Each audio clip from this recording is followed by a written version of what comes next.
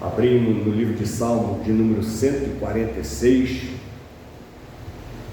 Já pregamos algumas vezes, mas hoje eu fiz um esboço aqui nesse Salmo 146.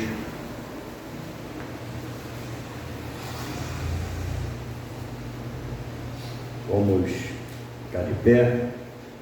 O texto ele diz assim, Número 1. Salmo 146. Aí começa no número. Ele fala assim, louvai ao Senhor, ó minha alma, louva ao Senhor. Louvarei ao Senhor durante a minha vida. Cantarei louvores ao meu Deus enquanto eu for vivo. Não confieis em príncipe, nem em filho de homem, em quem não há salvação. Sai o espírito e volta para a terra. Naquele mesmo dia perecem os seus pensamentos. Bem-aventurado aquele que tem o Deus de Jacó por seu auxílio, e cuja esperança está posta no Senhor, seu Deus, o que fez os céus e a terra e o mar e tudo que há neles, e o que guarda a verdade para sempre, o que faz justiça aos oprimidos, o que dá pão aos famintos. O Senhor solta os encarcerados, o Senhor abre os olhos aos cegos, o Senhor levanta os abatidos, o Senhor ama os justos, o Senhor guarda os estrangeiros, sustém o órfão e a viúva, mas transtorna o caminho dos ímpios. O Senhor reina eternamente. O teu Deus, ó Sião, de geração em geração, louvai ao Senhor. Santo Deus, fala ao nosso coração. Nesta noite, Pai, nos ajuda a ouvirmos a Tua voz. Derrama da Tua unção, do Teu poder, da Tua autoridade, e que o nosso coração, Pai, seja uma terra preparada pelo Teu Santo Espírito, ó Deus, que sejamos uma terra boa para recebermos a Tua palavra, Pai. E desde já eu entrego a Ti todo o crédito, toda a honra, toda a glória, e já Te agradeço em nome de Jesus Cristo. Amém. Irmão, podeis sentar. Nós vimos aqui o salmista falando, fazendo uma declaração, e eu sempre vejo assim nos salmos, os salmos eles são orações, poema, oração, poema, louvores a Deus, e a gente vê assim nos salmos, misturando, sabe? O homem começa falando com Deus, daqui a pouquinho é Deus falando. Uma pessoa começa pregando, ele aqui não diz de quem é o salmo, não é verdade? Não sei se era o outro anterior, era de Davi. Esse aqui não fala se era de Davi, mas provavelmente era, mas não fala. E ele fala assim, ele começa pregando, louvarei o Senhor e tudo, e depois ele começa dizendo que ele vai louvar o Senhor, depois ele já começa pregando para quem está ouvindo ele, para que louve também o Senhor.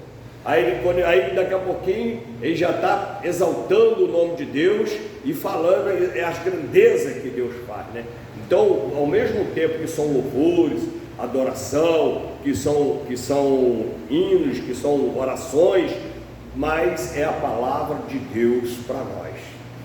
Quando o irmão adorador escreveu, inspirado por Deus, ele estava adorando a Deus, e Deus falou assim, agora pega esse salmo e põe no cânon sagrado, porque eu quero alimentar o meu povo com essa palavra. Amém? Então, toda a escritura, ela é inspirada por Deus, não é só algumas partes. De Gênesis a Apocalipse é a palavra de Deus, ela não contém a palavra de Deus, ela é a palavra de Deus. Eu sempre deixo isso claro, outra heresia que se ensina, que a Bíblia, ela contém a palavra de Deus, mas que ela não é a palavra de Deus. Isso é uma heresia, porque quando você vê contando a história do povo de Israel, ou quando você vê, até mesmo quando você vê o Satanás falando, estava onde Satanás? Não, estava rodeando a terra e tudo mais, e Deus perguntando a ele, foi o Satanás que falou, não foi? Mas não está aqui nas escrituras? Então é a palavra de Deus para nós. Deus vai usar o que Satanás falou para mostrar para nós como é que ele procede, como é que ele trabalha. Ele vai pegar a história de Israel e vai mostrar para nós que Ele é um Deus que está no controle de tudo. Então não está só para contar uma história, não aconteceu só aquilo com Satanás, mas é a palavra de Deus para nós, inspirada por Deus, por isso está no cano sagrado, amém? É a palavra de Deus. Então não vem com essa que contém, porque quando eles entram nessa linha, a heresia é assim, ó, o adversário, quando ele entra numa linha de dizer que contém, isso quer dizer que muitas coisas ele vai tirar fora, vai falar assim, não, isso aqui foi Paulo que falou, mas como eu ensinei pela manhã, Paulo falou na autoridade de Jesus Cristo, amém? Jesus falou assim, ó, porque eu expliquei de manhã para os irmãos, por que me persegue, Paulo? Aí Paulo, quem é o Senhor para que eu saber quem eu persigo? Eu sou Jesus. Quando você persegue os meus pequeninos, está perseguindo a mim. Então o que Jesus está dizendo com isso? Que os cristãos, quando perseguem os cristãos, estão perseguindo a Ele. Ou seja, quando os cristãos falam, quando ensinam da parte de Deus, é Deus falando.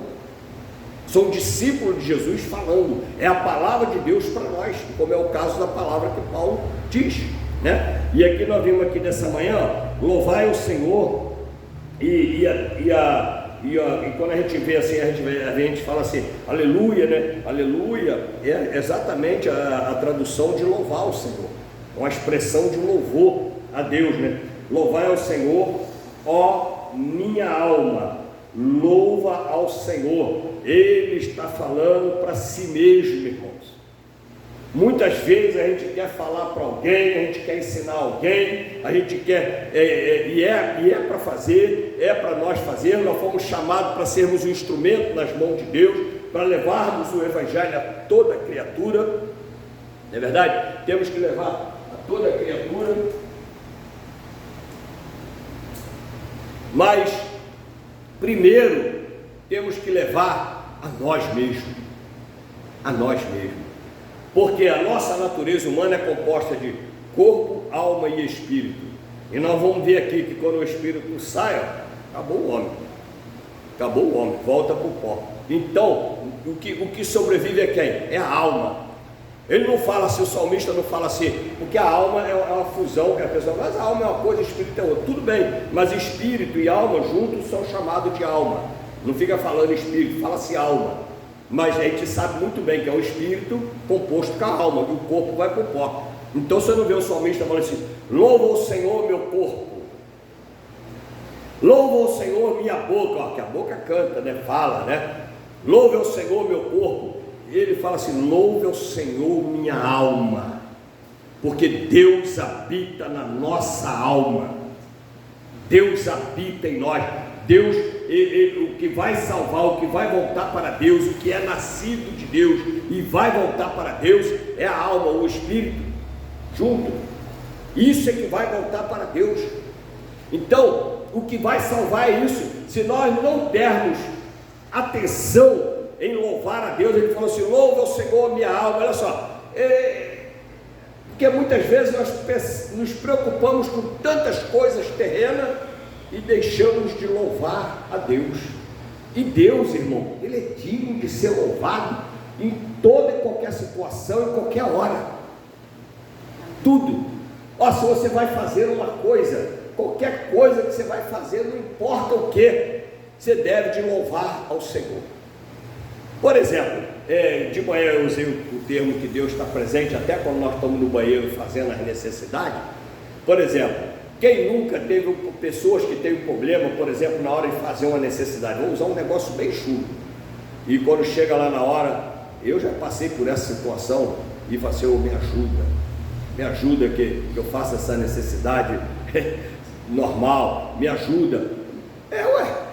Quem nunca fez? Quem nunca passou? Depende então, toda situação, irmãos, toda situação nós precisamos de Deus, até numa situação como essa, não é verdade? Ou vai comer um alimento, às vezes a pessoa até vai se alimentar. Por que a gente manda orar? Para abençoar o alimento, abençoa o alimento e come, porque você não vai ficar perguntando, esse alimento você fez, ofereceu para alguém, para algum demônio, alguma coisa, porque primeiro não tem demônio, nós vimos pela manhã, que não tem problema ter oferecido a demônio nenhum. Eu venho, oro o alimento, acabou, abençoei. Porque não tem demônio, não tem deuses nenhum. Então ora o alimento e abençoa e come o alimento. E às vezes você ora e abençoa porque você quer muito comer, mas o seu organismo não se dá com aquele alimento. Aí você fica, Senhor, me ajuda para mim não passar mal, comer esse pudim, ai que delícia, né? A irmã Luzia, com a diabetes dela, Senhor, ela fica orando, né? Vai tomar o remedinho dela, ela ora, Senhor, faz com o remédio faça efeito, né? Olha só, em tudo, irmãos, nós precisamos louvar a Deus, em tudo em nossa vida. Então o salmista ele começa dizendo: louvai ao Senhor, né? E para ele mesmo, para a alma dele, ele vai assim: eu preciso louvar a Deus. E aí ele continua: louvarei ao Senhor durante a minha vida, cantarei louvores ao Senhor, meu Deus, enquanto eu for vivo. O morto não louva o Senhor, o morto espiritual também não. Quando Adão pecou e que morreu espiritualmente, quando ele percebeu, em vez dele querer se apresentar a Deus, ele procurou se esconder de Deus. O pecado nos impede de louvar a Deus, de se aproximar de Deus, louvores a Deus, porque quando estamos em santidade, olha só, irmão, louvor a Deus é algo assim maravilhoso. Quando você está em santidade, quando você está procurando obedecer a Deus, procurando agradar a Deus, e você anda na presença de Deus, isso é louvor a Deus. Deus se agrada disso.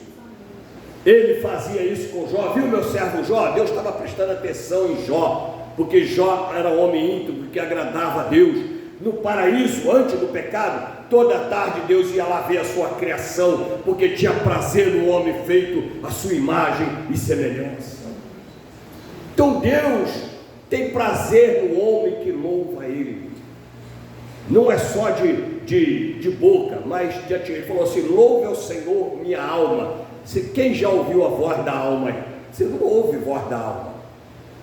E como é que a alma louva o Senhor? Com atitudes. Amém? Com atitudes, com comportamento, né? Buscando andar na presença de Deus, buscando andar no caminho do Senhor. E ele diz assim, ó: por toda a minha vida, ou seja, enquanto eu viver, ou então até o meu último suspiro, ou seja, e até por toda a eternidade, porque a alma vive eternamente. Amém? E se quando ele fala assim: louvarei o Senhor enquanto eu viver, e nós sabemos que a alma vai estar viva por toda a eternidade, então ele vai estar louvando a Deus por toda a eternidade. Amém? Porque o homem que está afastado de Deus, ele vai estar indo para o inferno. O louvor não vai louvar a Deus. Quem vai louvar a Deus no inferno? Agora não adianta mais, né? Depois que foi condenado, não mais adianta. Então louva a Deus. Aí no versículo 3, olha só o que eu falei para os irmãos, ele começou pregando para si mesmo, fazendo uma aliança, fazendo uma declaração para Deus que nunca vai deixar de louvar. E essa aliança não está somente fazendo voto a Deus, mas está ensinando para nós, está pregando para nós a importância de louvar a Deus por toda a eternidade. Aí no versículo 3, ele começa falando assim, ó: não confieis em príncipe, nem em filhos de homem, em quem não há salvação.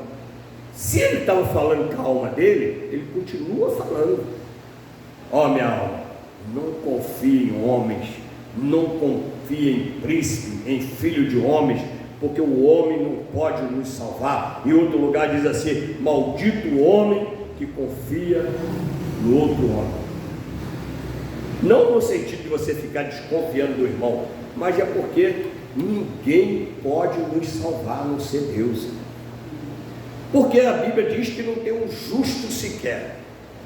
Então como é que nós vamos depositar a nossa confiança, a nossa esperança em alguma coisa nessa terra? Pode até alguém nos ajudar, pode até alguém morrer por você e morrer em vão, porque você não tem condição essa pessoa não tem condição de nos salvar.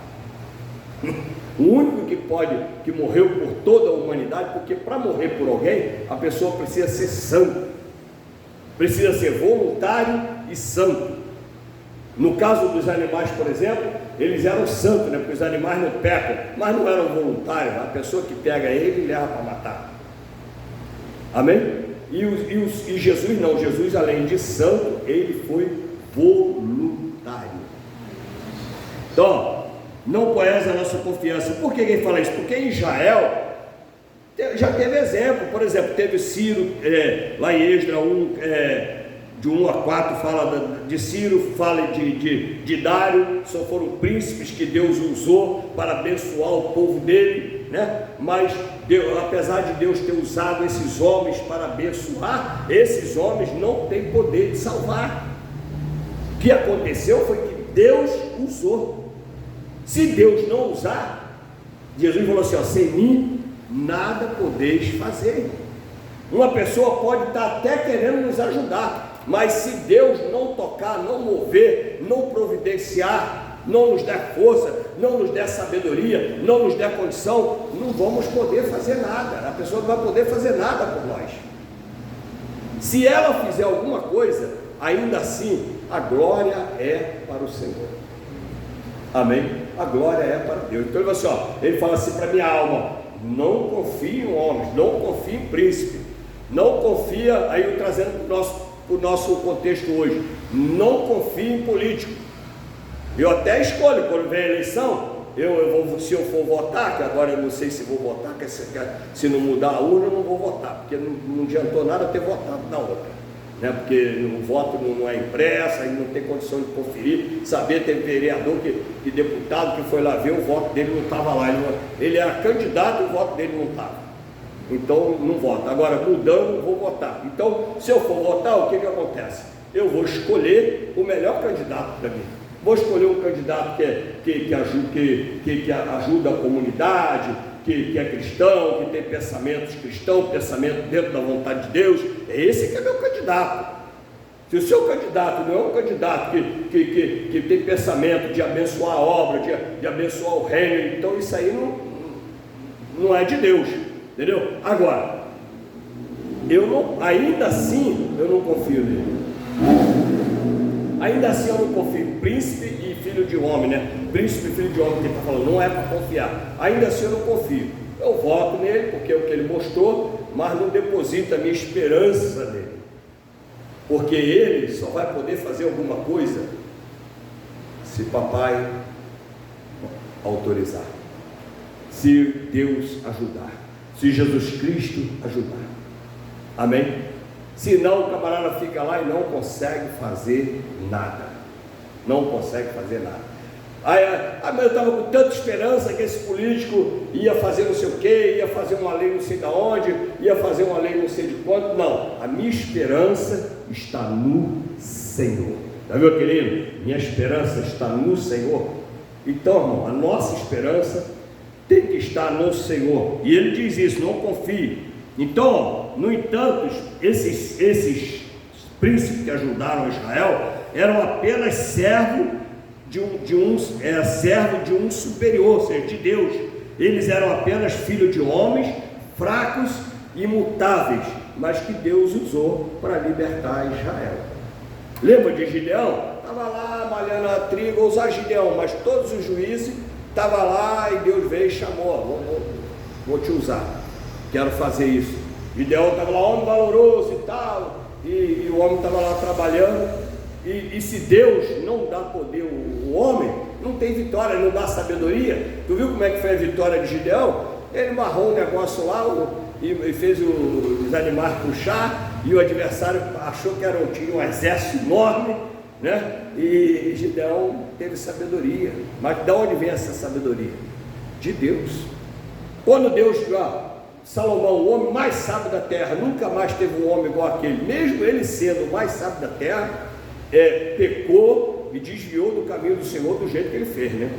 Mas mesmo assim, toda a sabedoria que ele teve, foi Deus que deu. Sabedoria humana não levava ele a nada, mas como Deus falou para ele: vou te dar sabedoria, já que você não pediu sabedoria, vou te dar sabedoria e também vou te abençoar. e ele foi realmente sábio, né? Por quê? Porque Deus operou na vida dele, irmão. Se Deus não operar, em vão vigia o sentinela.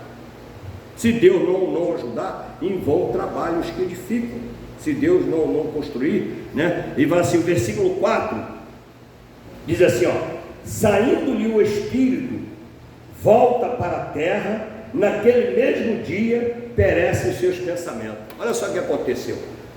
Não pode confiar em homens, por quê? Tu vai confiar em homens no mesmo dia que o espírito sai do corpo, porque a gente está falando assim, quer ver? O homem é corpo e alma e espírito, e aqui fisicamente a gente está vendo o quê? O corpo.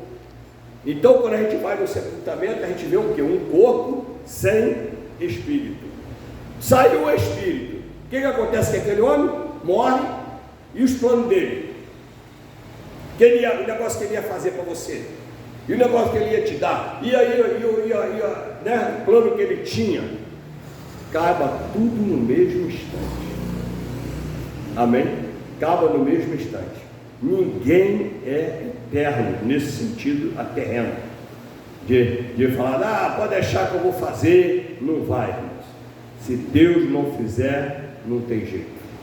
Amém? Só Deus pode fazer, só Deus pode falar. Agora, quando Deus fala assim, eu vou fazer, aí, meu irmão, pode chover canivete que vai acontecer. Quando Deus fala, eu vou dar isso, pode vir o que for que Deus vai fazer acontecer, porque Ele é Deus, só Ele pode fazer isso. Agora o homem, eu já tive aqui na igreja promessas, eu vou fazer isso, eu vou dar isso, eu vou fazer aquilo, e cadê? Porque foram promessas carnais, de boca, de empolgação, né? Eu vou dar isso, vou dar isso. Aí o irmão já saiu, não deu nada, mas Deus deu. Os ares estão aí, né? Quando está aquele calorão, a gente, graças a Deus, não passa aquele calorão, mas Deus abençoou. Mas se eu estivesse esperando promessa de homem, mas como diz o salmista, meu irmão, a minha confiança está no Senhor. O camarada falou que ia dar, mas eu não fiquei esperando, não. Fui lá e né? Deus mandou, Deus enviou, vamos lá, compramos, não vamos esperar a promessa. Aí o dinheiro acaba, aí que deu o negócio.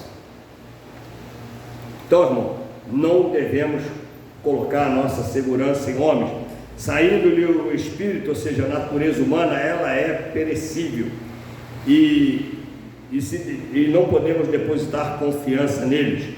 Não podem oferecer salvação aos outros quem não pode salvar a si próprio. A pessoa não conseguiu se manter viva, como é que vai salvar você?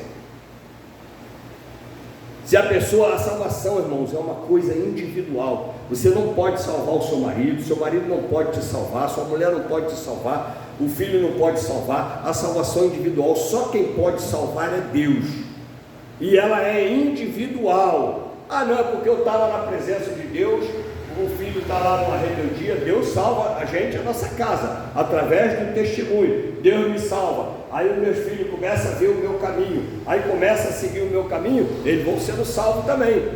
Mas se ele não anda no meu caminho, aí a pessoa não entende a palavra, pensa que é obrigado, que Deus vai salvo tu e a tua casa, aí pensa que Deus vai salvar a pessoa mesmo na prática do pecado. Não vai, porque ele matou os filhos de Ofni, matou Ofni e Finés, os filhos de Eli, matou. Vai salvar Eli, era um sacerdote. Os filhos de Samuel, não sei se foi salvo. Quando Samuel estava para morrer, e o povo querendo um rei, faz um rei aí, porque você já está meio baleado, usando as minhas palavras, né? Está meio mais para lá do que para cá, e os seus filhos não estão andando nos seus caminhos. Ou seja, não estava andando no caminho que agrada a Deus, porque Samuel andava no caminho de Deus. Então Deus usava Samuel, mas não vai usar os filhos de Samuel, está vendo? Os filhos de Samuel perderam a herança. Por que o povo pediu um rei? Porque os filhos de Samuel não estavam seguindo os passos do pai. Se tivesse, o povo não ia pedir. Está vindo um garoto aí com uma benção, igual Samuel era quando era novinho. Está vindo um garoto aí, vai governar Israel, não precisa de rei, Deus vai usando ele, é uma benção, é um menino de Deus, mas não eram assim. Então o povo, arruma um rei para nós aí, sabe? Porque você não tem herdeiro para deixar aí no seu lugar, não. Amém? Então a nossa segurança, irmão, está em Deus. A nossa salvação está em Deus.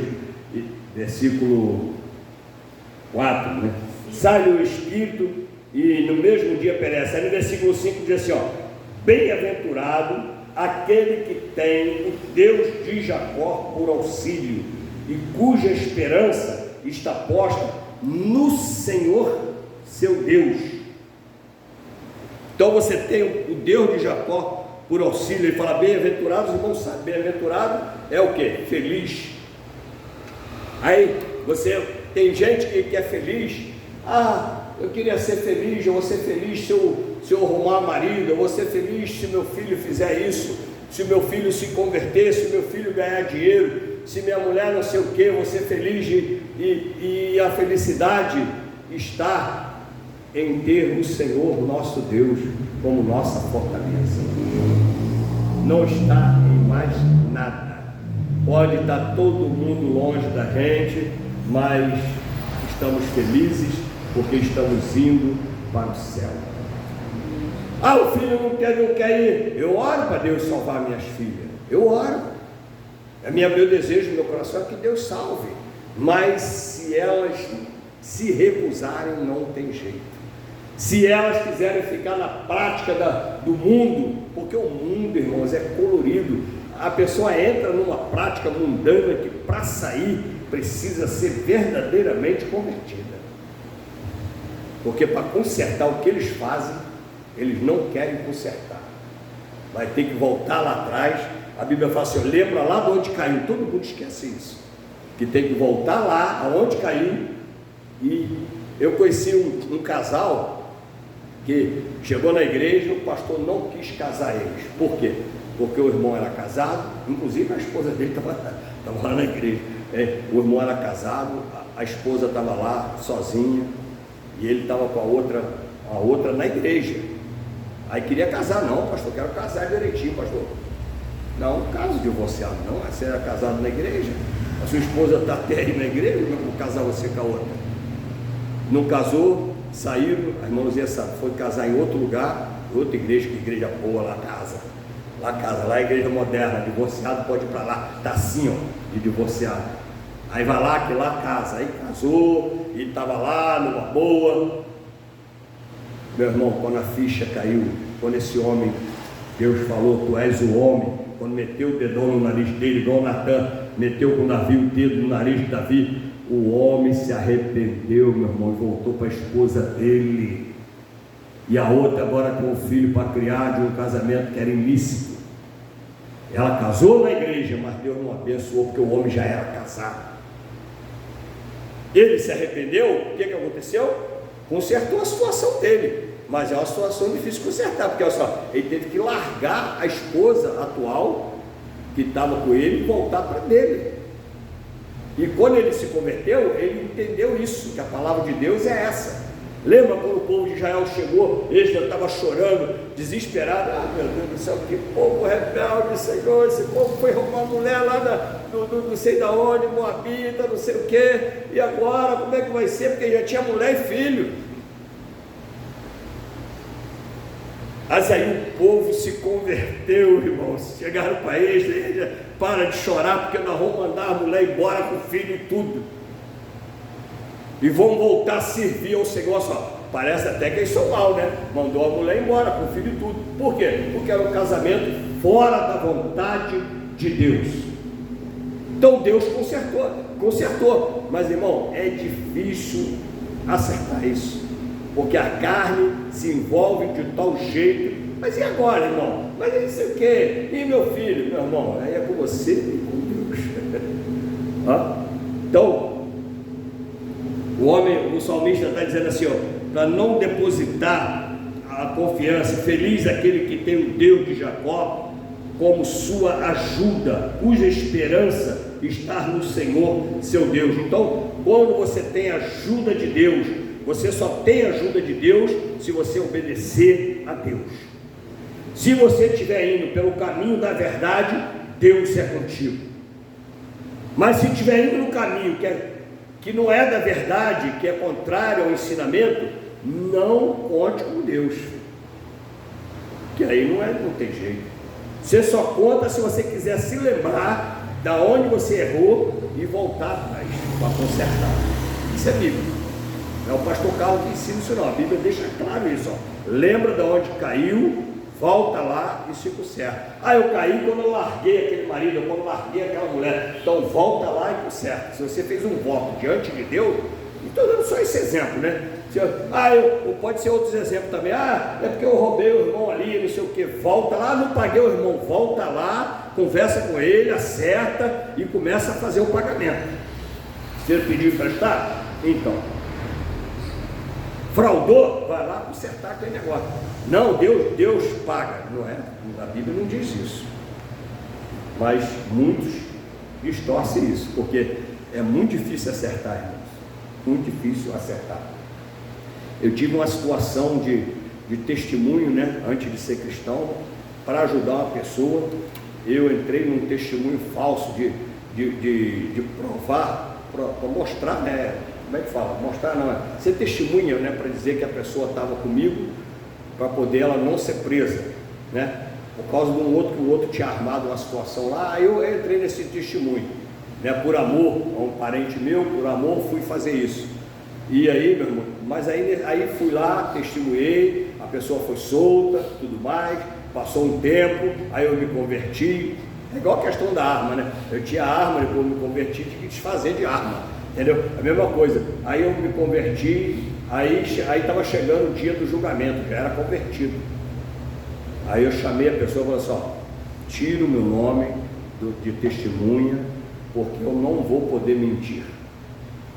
Aí o advogado dele me ameaçou: se você não mentir, tu já vai ficar preso lá. Então vou ser preso lá, porque eu não vou mentir. Não ia falar que foi ele que fez, porque eu não vi, mas também não ia falar quem estava comigo, porque eu não estava. Não ia mentir. E era parente meu. Na última hora, irmão, eu sentado no banco aqui, o juiz entrevistando a outra testemunha, a próxima era eu. Já estava pronto para ser preso ali. Aí o advogado, na última hora, meu tio falou assim para ele: manda ele embora, porque ele vai piorar a minha situação. Ele vai preso, mas vai falar a verdade. Manda ele embora. E era o que ia acontecer, eu ia preso, porque eu estava apaixonado por Jesus, irmão. Uma pessoa no primeiro amor não mede consequência. Você vê quantas vezes Paulo estava preso? Então eu ia pagar o preço de ter errado, porque mentir para a justiça é crime, né? Então eu ia ter que pagar esse preço. Aí o que aconteceu? O advogado foi lá, já era a minha vez, ele foi no meu ouvido e falou assim: levanta e pode ir embora, deixa o resto dele, vou te tirar do processo. Aí quando o juiz chamou lá, ele: não, eu já liberei a testemunha, não serve mais não quero testemunho dela. O advogado pode fazer isso, né? Mas ele não queria fazer não, ele queria me obrigar a falar o que eu tinha falado da primeira vez. E aí eu não ia fazer. Então, irmão, olha só, consertando uma coisa, lembrar de onde caiu, mas eu podia ser outro, ia continuar a mentira, ia continuar na igreja e mentindo. Não, estava lá comigo, porque é meu parente, porque, né, é meu sangue, entendeu? Então, meu irmão, Deus não abençoa. O voto com Deus, a entrega a Deus tem que ser por inteiro.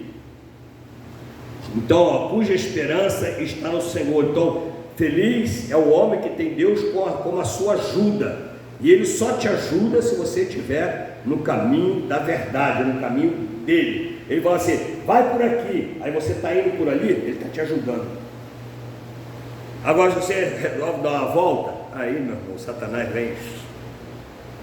Porque o Satanás não chega no campo, porque o campo de ação de Satanás, sabe onde é que é? A Bíblia fala que ele está ao derredor. Porque ao redor estão os anjos do Senhor. Esse redor é aonde? É a sua obediência a Deus. Quanto a sua vida estiver na palavra de Deus, os anjos estão ao seu redor. Quando você sai do caminho da verdade, aí os anjos não vai junto não.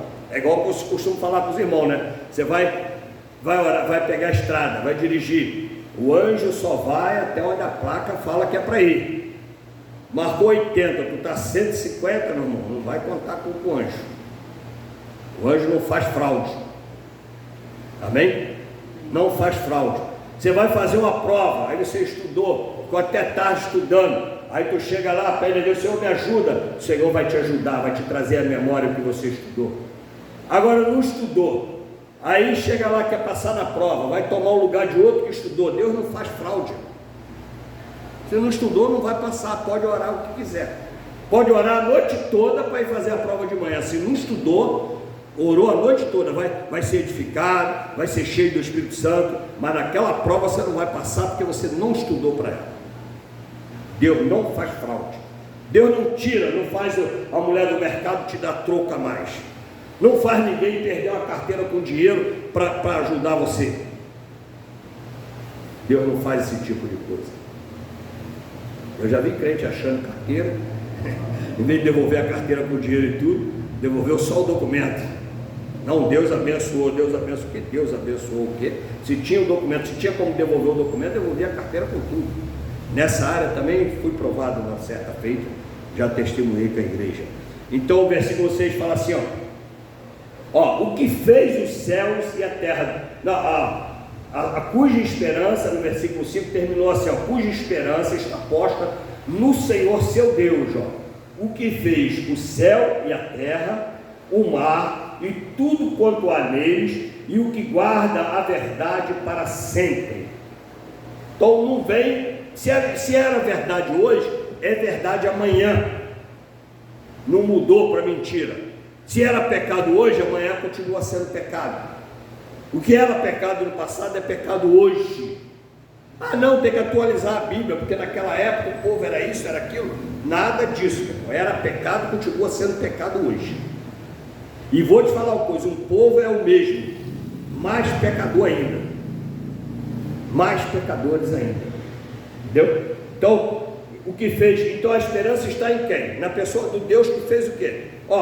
Aí eu sempre falo isso para os irmãos, qual é o Deus? O seu Deus, o que faz o quê? O que fez os céus e a terra e o mar e tudo que há neles. Então, qual outro Deus que tem? O outro Deus fez o quê? Porque esse aqui, o de Jacó, fez os céus, a terra e o mar e tudo que há nelas, no céu, na terra e no mar. Então sobrou o que para o outro Deus fazer? Então não tem outro Deus. Amém? O outro é só ficção, só demônios se passando por Deus, como estudamos pela manhã, né? Oferecer sacrifícios a demônio. Então Deus fez o céu e a terra. Então a ilustração, versículo 6 fala assim de fidelidade, o Deus da verdade. Ele falou aqui, ele falou que ele guarda a verdade, que guarda a verdade para sempre. A verdade se traduz por fidelidade, né? Verdade, não é uma coisa íntegra. Então as características do caráter de Deus, como o ator, né? Como autor e criativo, está aí as características do caráter de Deus. Ele fez todas as coisas e guarda a verdade. Então não tem fraude em Deus, não tem engano em Deus, não tem mentira em Deus. Se não tem, se ele guarda a verdade, e se você não está na verdade, já está enrolado com ele. Você entrou num caminho que não é verdadeiro, está enrolado com ele, porque o negócio dele é a verdade, não tem outro caminho. E no versículo 7 diz assim, que faz justiça aos oprimidos e que dá pão aos famintos. O Senhor solta os encarcerados. Ou seja, ilustrações do livro dos Atos, né? Ilustração dos atos de bondade do Senhor com referência às circunstâncias de Israel, porque tudo aquilo que aconteceu em Israel, ele citou aqui de uma vez.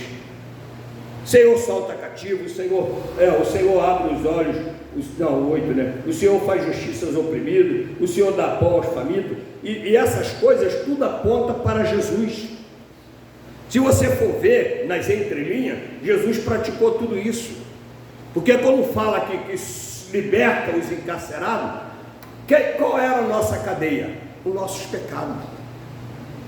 Quando fala que deu pão, tu viu lá, ele deu pão no literal para todo mundo, né? Assim como Deus fez o pão cair do céu no deserto, Jesus fez um milagre com os pãezinhos e dividiu para 5.000 pessoas. 5 pães.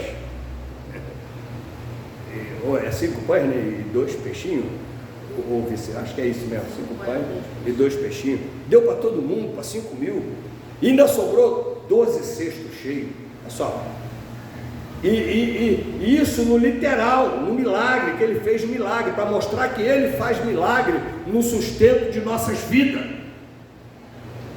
Quando parece que não tem nada para comer, que está no deserto, e vão comer o quê? A hora está ali. Os discípulos perguntaram para Jesus: vai comer o quê? Dá você viu de comer ele, rapaz. Mas dá como, Senhor? Só tem um homem aí com 5 pães e 2 peixinhos. E muita gente acha que, não, aquele homem deu a merenda dele, né? Como é que Felipe ia saber que o homem tinha uma merenda na mochila de 5 pães e 2 peixinhos? No mínimo ele estava com uma banquinha vendendo, né? Porque tinha uma multidão, juntou a multidão, já viu? Juntou a multidão, já vem logo alguém, uma garrafa, um carro ali, vem esse cara marcar com saco nas costas para vender alguma coisa. Aí não, tem um homem vender, ele quer dizer isso, mas aí vem os pregadores e falam: o homem deu a merenda dele. Eu já ouvi gente de renome falar isso, mas não está na Bíblia que ele deu a merenda dele. Eu deduzo, interpretando a situação, eu deduzo que ele estava vendendo.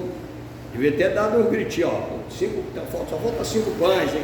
Ainda tem pão ainda, só tem 5, né? Para vender. Porque ele comprou, porque Jesus tinha mandado ele comprar. Compra vocês mesmo e dá.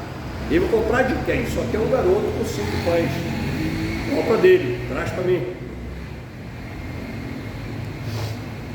Então isso tudo aponta para Cristo. Observe que essas obras divinas foram literalmente manifestadas nos milagres de Jesus. Tudo isso aconteceu. Essa aqui, ó, faz justiça ao oprimido, dá pão aos famintos, o Senhor salta o encarcerado. O encarcerado é a libertação dos nossos pecados, que nos prende. E no versículo 8 ele fala assim, ó: o Senhor abre os olhos aos cegos, o Senhor levanta o abatido, o Senhor ama o justo. Ou seja, tanto os cegos literais como os espirituais, os que ignoram o caminho da salvação, Deus levanta os abatidos e ama o justo. Olha só, eu vi agora também esses dias o camarada falando assim: não, você acha que quando ele curou aquele servo, o camarada todo cheio de coisa querendo explicar a Bíblia, cara. Uma pessoa do mundo querendo explicar a Bíblia. Tem gente lendo Bíblia para contestar. Aí vem com entendimento carnal, vem com... Não, é que quando Jesus curou o cego, tu acha que era cego? Claro que era cego. O texto diz, o cego estava lá gritando na beira do caminho: Jesus, filho de Davi. E depois veio o testemunho que o homem era cego mesmo. Quem foi que te curou e tudo mais, né? Foi Jesus. Então o homem era cego. Aí a pessoa lê um pedacinho do negócio, aí fica querendo fazer uma aplicação que não era cego espiritual, de verdade, mas era cego de entendimento. Hoje aponta para os cegos de entendimento, mas o milagre no dia foi real. O homem realmente era cego. Amém? O homem era cego. Então não é questão de entendimento. Mas aí ele vem e começa a distorcer essas coisas para poder dizer que a Bíblia está ensinando errado. Mas Jesus, ó, cego literal, levanta os abatidos. Versículo 9, para a gente encerrar, ele fala assim, ó: Senhor, o Senhor guarda os estrangeiros, sustém, ou seja, sustenta, né, o órfão e a viúva, mas transtorna o caminho dos ímpios. Os estrangeiros, irmão, somos nós. Você está pensando que você está onde? Estrangeiros somos nós. As Escrituras diz que somos peregrinos. Ali ele estava falando de uma situação literal, porque quando você sai da sua terra e vai para uma outra terra, aí você está sem pai, sem mãe, sem conhecimento, sem nada, aí Deus protege. Mas isso aponta para nós que a mesma coisa, que estamos nessa terra como peregrinos, somos estrangeiros na terra. E todos que buscarem o Senhor, Ele vai proteger e vai guardar. Por que somos estrangeiros? O Salmo estava dizendo, ó: não confie em homens, não confie em príncipes. Aí agora vem falar que Deus protege e guarda o estrangeiro. Isso para nós é o quê? Que nós não podemos confiar em homens, não podemos confiar nos príncipes da terra, nos governantes da terra. Por quê? Porque somos peregrinos. Nós não somos dessa terra. Amém? E eles, colocam tudo nessa terra. Eles estão brigando pela terra. Já viu as fraudes que está tendo? É a fraude do fim dos tempos, irmão. Essas coisas vão crescendo cada vez mais, você vai acompanhar na internet, ó. Eles já estão acusando, tem navio, tem carro, tem avião viajando o mundo todo, poluindo tudo, combustível para todo lado, e eles estão falando que é os gases dos boi criados na fazenda para alimentar a gente que está poluindo a terra. Os gases dos boi, das galinhas. Olha só, vê só o tamanho da fraude, aonde que eles querem chegar com isso. Amém? Falando que é os gases dos animais, que os animais produzem gases. E não fala nada que é os aviões que jogam combustível, que queimam combustível, e é muito. A gente pensa que é pouco, mas no mundo todo é avião demais, espalhando, os navios viajando o mundo todo, para lá, para cá. Os carros, os engarrafamentos, quanto carro que tem, quanta coisa, combustível cada vez mais caro, em vez de melhorar, ver qual o problema é o combustível, não é os gases dos animais. Olha só aqui. E quem vai acreditar no negócio? Mas tem uma turma aí que acredita, que entra por essa linha, que quer até matar o homem. Aliás, se tu matar um cachorro, parece que é 4 anos bater no cachorro, alguma coisa, é 4 anos de prisão, mas no homem você pode bater até matar. Agora teve um atentado, tentaram matar o presidente, o candidato a presidente americano. A imprensa brasileira está falando assim, ele saiu, ele não fala tentativa de homicídio não. Ele está falando assim, ele teve uns barulhos e ele apareceu com o rosto sangrando. Mas o correto da notícia é o seguinte: tentaram matar ele, aí acertaram em outra pessoa, morreu gente, ele pegou de raspão na orelha, morreu gente, porque errou ele, acertou em outro, e aí os segurança dele lá, que estavam lá, os atiradores de elite, mataram o camarada. Mas a notícia não está saindo assim na mídia, está saindo toda invertida. É quem? É o pessoal que está falando que os boi está contaminando a terra. Simplesmente assim, se trocam tudo.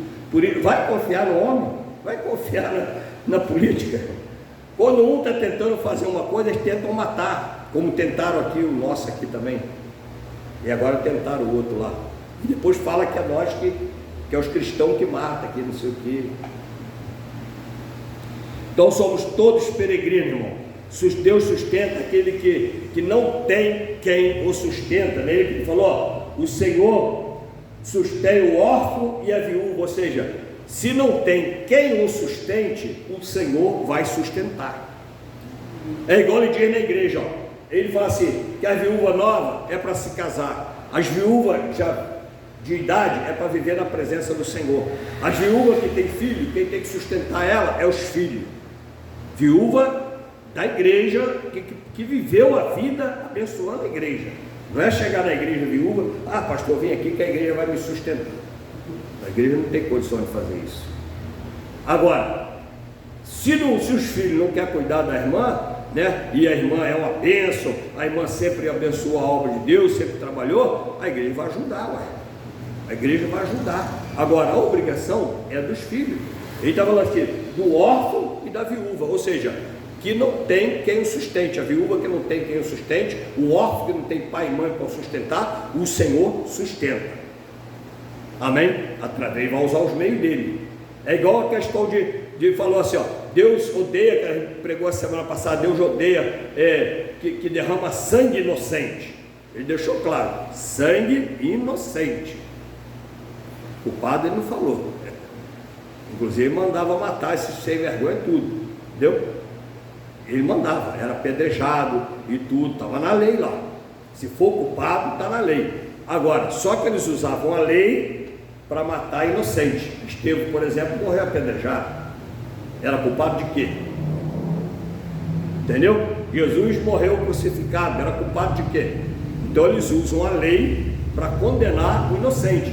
Mas quando a lei está fazendo certo, está dando uma pena de morte para um camarada que merece, que faz mal para a sociedade, que não tem como viver em sociedade, você solta ele e vai matar alguém. Ou aí vai ficar preso toda a vida para quê? Vivendo lá encarcerado, para quê? E ainda fazendo mal para os outros presos lá ainda por cima. Aí tem pessoa que realmente não tem jeito.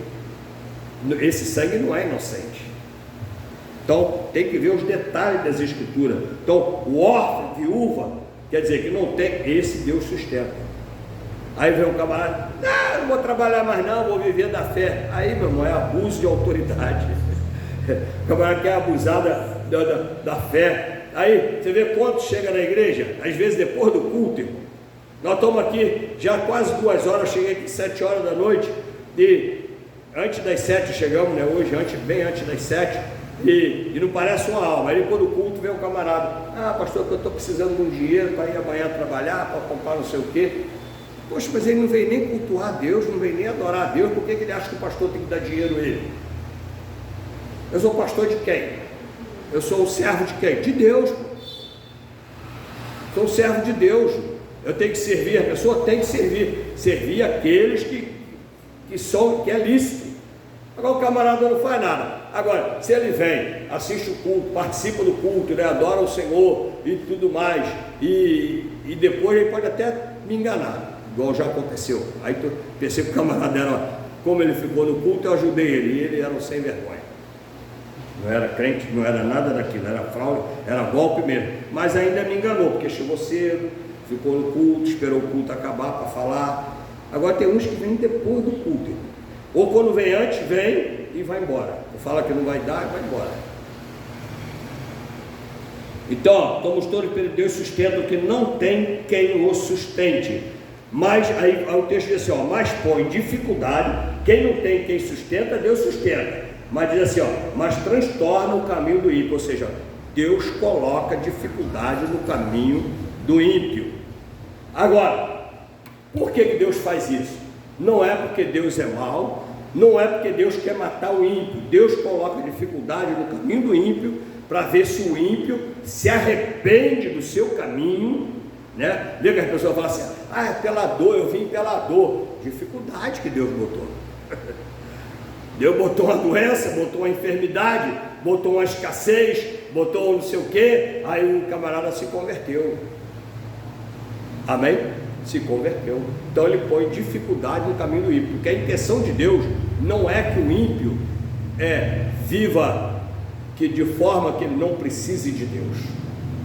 Deus quer mostrar para ele também que ele também precisa de Deus, porque sem Deus não há salvação, sem Jesus Cristo não há salvação.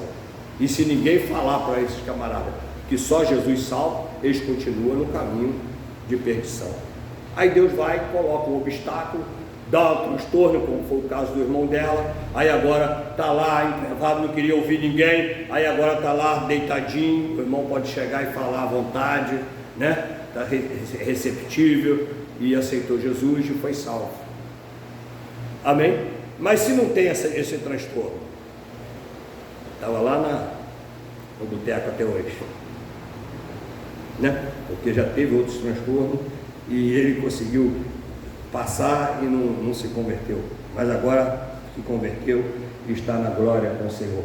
Então o Senhor, em versículo 10 diz assim, o Senhor reinará eternamente, o teu Deus, ó Sião, de geração em geração, louvai ao Senhor, ou seja, o Senhor reinará eternamente, e Sião, o teu Deus reinará geração em geração, ou seja, o nosso Deus. Sião é a igreja do Senhor.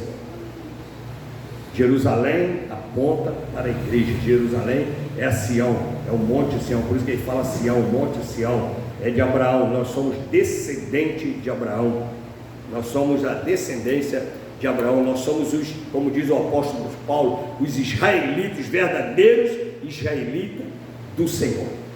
E irmãos, e você vê que hoje, até hoje, mais um contexto que a gente fica vendo aí também na internet, por exemplo, judeus que não são convertidos a Jesus, ultimamente têm se levantado para falar umas bobagens contra Jesus. Um rapaz perguntou assim, Por que Jesus não é aceito pelo judeu naquelas entrevistas? Ele falou, por quê? Porque ele morreu. Ué, mas Isaías falou que isso ia acontecer? Se eu lá, eu ia questionar. Mas Isaías falou que isso ia acontecer com o Messias, ia morrer, porque ele explicou lá, mas o rapaz está perguntando, não deve conhecer muito de Bíblia, aí fica na explicação do camarada. Se entra um ali que conhece de Bíblia, já melhora, já esclarece, né? Porque o Messias, Isaías falou assim, ó, que Jesus ia ficar como raiz de uma terra seca, irreconhecível, que ninguém ia valorizar. E foi o que aconteceu com o judeu. Ele não veio para, o Messias veio para libertar o povo do pecado, não das lutas diárias.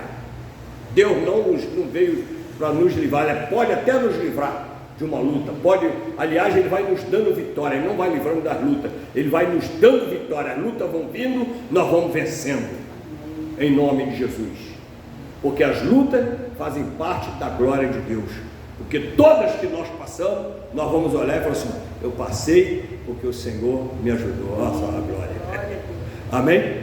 Então, ele não vai tirar as lutas, ele vai nos fortalecer, para que nós tenhamos vitórias. Então, irmão, é dessa forma que o Senhor trabalha, ele está no controle absoluto. A vontade de Deus é que todos sejam salvos. Então, enquanto houver ímpio, Deus vai estar colocando transtorno na vida do ímpio, para que ele se converta. Como o salmista diz, Deus não tem prazer na morte do ímpio. Não tem por quê? Porque Deus não quer que ele se perca. Ele tem prazer na morte dos seus, de quem já é salvo. Ah, vai morrer o fulano aí, já tem festa no céu.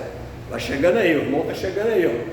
Aquele varão de guerreiro, Paulo vai dizer, combati um bom combate, completei a carreira, guardei a fé. Tu acha que lá não teve tá vendo um homem aí, que deu a sua vida, que entregou? Hã?